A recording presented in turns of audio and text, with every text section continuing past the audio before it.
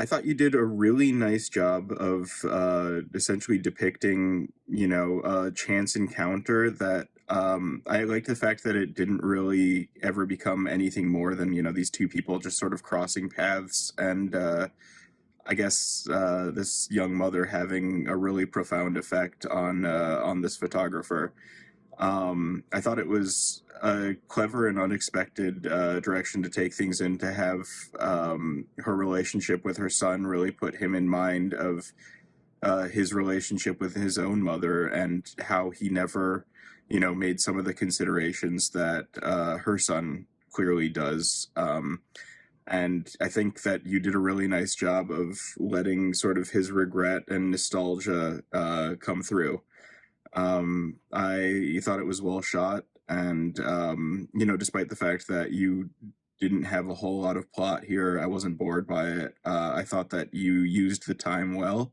Really loved the black and white, the fact that this guy's a photographer and was kind of in the search for something real, not your typical, celebrity story. And so he was off searching for real people in real life, and sort of having a reflection into his own life, a sort of, nostalgic moment or introspection when he met this woman and her son and his reflection into his own life, I guess reflecting on his own past. I just thought it was a neat little peek into this guy's day and how you can find, silver linings when things don't always go right and find meanings into just the simpler things in life. And I thought it was simple but deep, and I really liked it. And it kept moving along at a good pace to where I wasn't bored, and I really was curious throughout. That take on voyeurism, uh, for me, the photographer, he very much felt like a character who was living through others, uh, because of his own relationship with his family. He says himself he doesn't feel like he never really took the time to notice his own relationship with his family. And I feel like that was very interesting in how now he takes the time to take pictures of just everyday life. And I feel in those pictures, that's him trying to capture and live through that lens of another person, or in this case, their reflection. Um,